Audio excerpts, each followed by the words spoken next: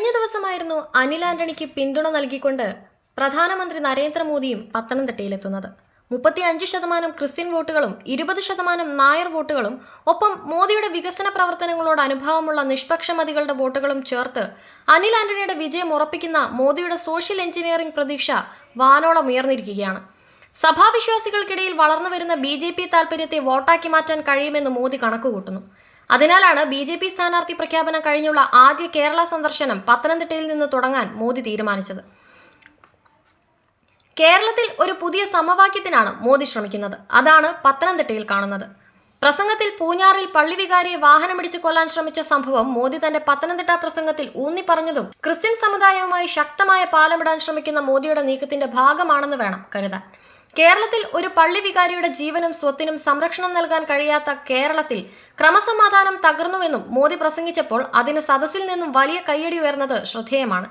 മോദി സർക്കാർ നടപ്പിലാക്കിയ CAA നിയമത്തിനോട് പത്തനംതിട്ടയിലെ ക്രിസ്തീയ വിശ്വാസികൾക്കിടയിൽ വലിയ പിന്തുണയുണ്ട്. അതേസമയം മണിപ്പൂർ വിഷയം പത്തനംതിട്ടയിലെ വിശ്വാസികൾക്കിടയിൽ ഏശിയിട്ടുമില്ല. പിന്നെ 20% വരുന്ന ശക്തമായ നായർ സമുദായ വോട്ടുകളും അനിൽ ആന്റണിക്ക് പ്രതീക്ഷിക്കുന്നു. ഇതെല്ലാം ചേർന്നൊരുക്കുന്ന വിജയത്തിനാണ് മോദിയുടെ ശ്രമം. ആന്റണിയുടെ ചില നെഗറ്റീവ് വോട്ടുകളും അനിൽ ആന്റണിക്ക് ഗുണം ചെയ്യുമെന്ന് PC ജോർജും നേരത്തെ സൂചിപ്പിച്ചിരുന്നു.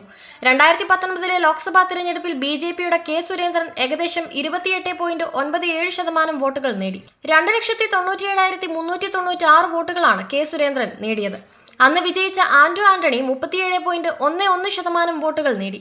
ആകെ 3,80,927 വോട്ടുകളാണ് ആന്റണി നേടിയത്. ഇടതുപക്ഷത്തിനു വേണ്ടി മത്സരിച്ച വീണ ജോർജ് ആയിരുന്നു രണ്ടാം സ്ഥാനത്ത്. 32.80% വോട്ട് പിടിച്ച വീണ ജോർജ് 3,36,684 വോട്ടുകൾ പിടിച്ചു. 2014 NT രമേശ് ഇവിടെ പിടിച്ചത് 15.95% മാത്രമാണ്. അന്നും വിജയിച്ച ആന്റണി 41.19% വോട്ടുകളാണ് പിടിച്ചത്. 2009 BJPയുടെ R രാധാകൃഷ്ണ മേനോന് ലഭിച്ചത് വെറും 7.06% വോട്ടുകൾ മാത്രമാണ്. അന്നും ഈ മണ്ഡലത്തിൽ നിന്നും വിജയിച്ച ആന്റണി 51.21% വോട്ടുകൾ നേടിയിരുന്നു. പറഞ്ഞു വരുന്നത് ഓരോ തെരഞ്ഞെടുപ്പ് കഴിയുന്തോറും ആന്റണിയുടെ ഭൂരിപക്ഷം കുറഞ്ഞു വരികയാണ്. അതേസമയം BJPയുടെ വോട്ട് ശതമാനം കുതിച്ചുയരുകയുമാണ്. ഇക്കുറി അത് താമര വിരിയുന്നതിലേക്ക് എത്തിച്ചേരുമോ എന്നാണ് അറിയേണ്ടത്. എന്തായാലും K സുരേന്ദ്രൻ 2019 പിടിച്ച 28.97%-ത്തേക്കാൾ കൂടുതൽ വോട്ടുകൾ അനിൽ ആന്റണി പിടിക്കുമെന്നതാണ് പൊതുവായ പ്രവചനം. അന്ന് ശബരിമല വിഷയം കഴിഞ്ഞ ഉടനായിരുന്നു സുരേന്ദ്രൻ അനുകൂലമായ തരംഗമുണ്ടായത്.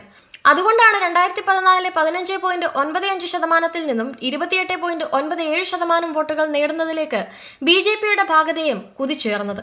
ഇക്കുറി വീണ ജോർജുമായി താരതമ്യം ചെയ്യുമ്പോൾ ദുർബലനായ സ്ഥാനാർത്ഥിയാണ് തോമസ് ഐസക് എന്നതും അനിൽ ആന്റണിക്ക് അനുകൂല ഘടകമാണ്.